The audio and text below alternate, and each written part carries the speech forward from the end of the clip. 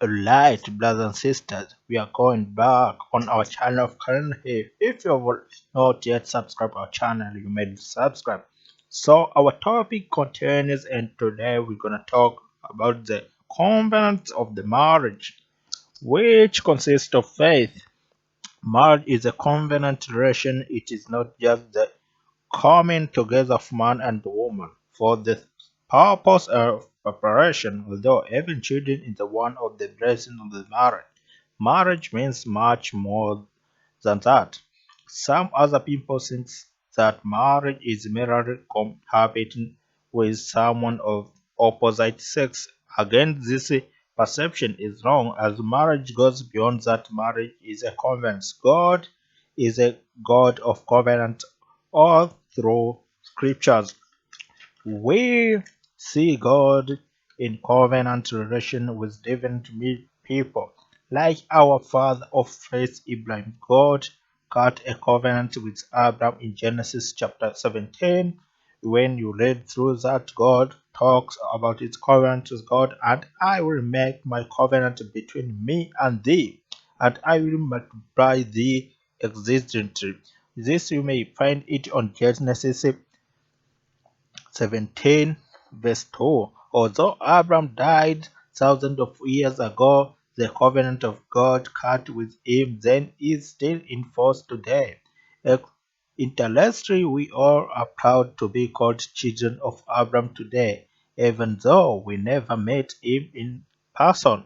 The covenant God cut with Abraham was sealed in blood, and the sign is circumcision. So when our children and when we are going to be circumcised, we are doing the covenant, which was being agreed between God and Abraham. So we are still in covenant of God.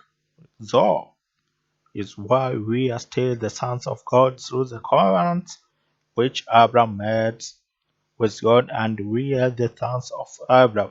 And when you see another type of covenants which is at the law, and I behold, I establish my covenant with you, and with you seed after you. I do set my bow in the crowd, and I shall be for a token of covenant between me and the earth. This chapter you can find it at Genesis 9,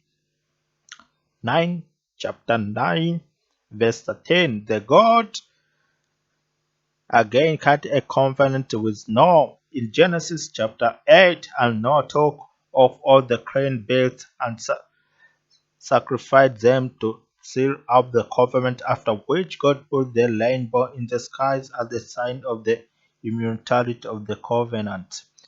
Also, we may see the covenant of Jesus Christ, which likewise ordered the cup after supper, saying, this cup is the New Testament in the blood which is shed for you. You can find this covenant of Jesus Christ which he made with us at Luke 22, verse 20, when God kept cutting covenant with his people until Jesus, the only begotten of the Father, came and in acted a new covenant testament in his blood. We may say, what is a covenant? Covenant. Covenant is a bond. It is also a formal sealed agreement of contract with witness. God is a principal witness, while the people present as the crowd of the witness.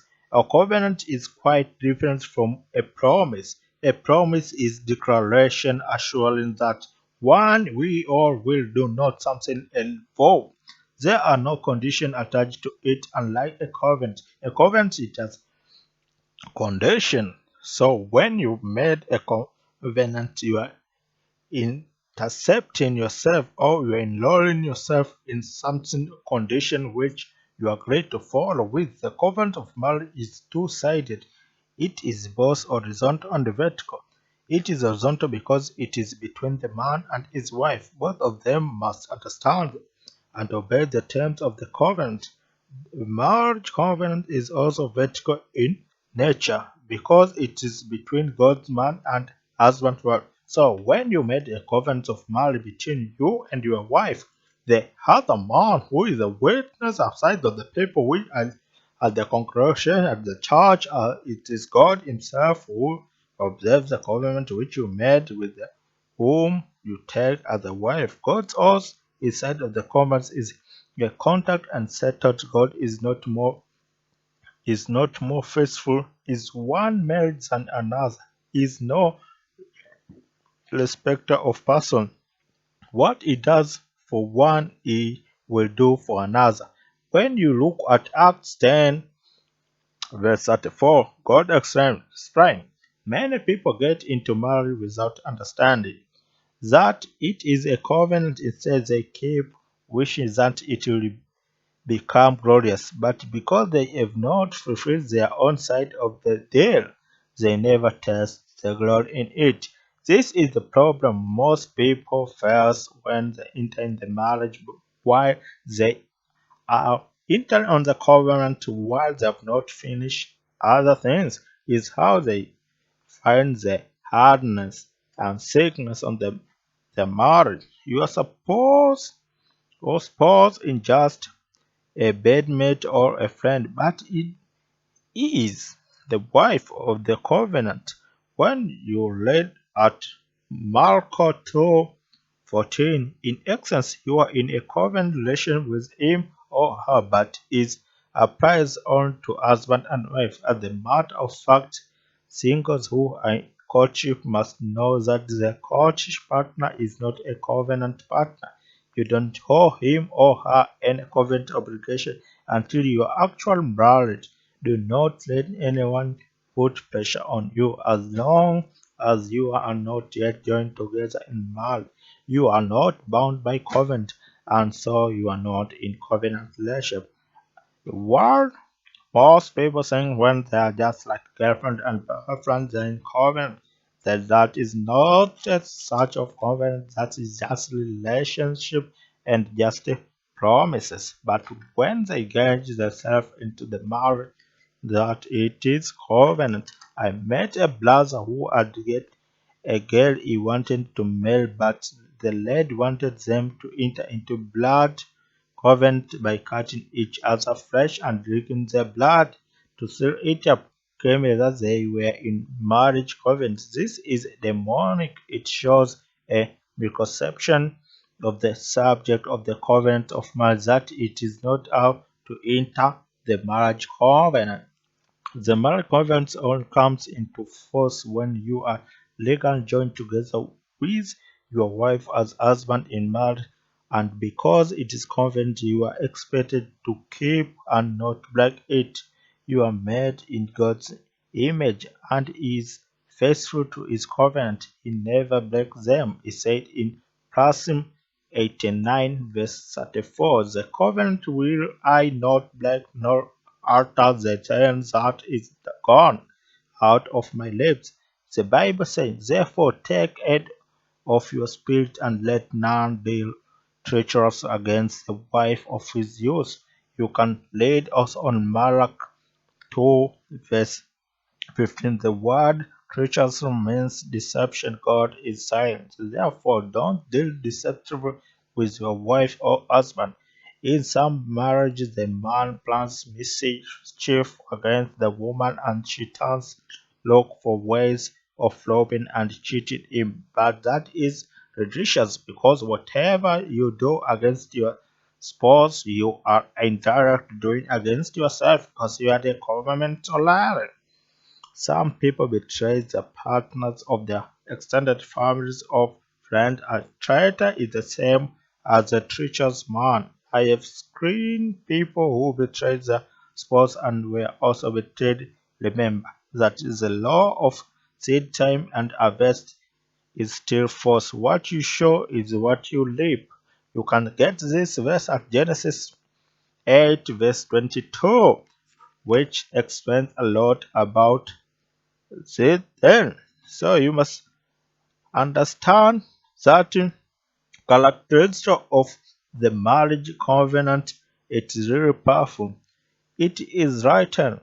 A marriage covenant is a formal declaration, usually written and having a witness in the book of Malachi, the whole Bible, book of the Malachi 2, verse 14, we see that God is principal witness in the marriage covenant. There is also the need for you to put your commitment down in writing by having a marriage certificate, which is makes it legal binding to the woman. Let me say this: if you are married and do not have a marriage certificate to prove that you are legally married, make sure you got one, as this will enable you to enter into proper covenant. It should not be broken. The marriage covenant should not be broken.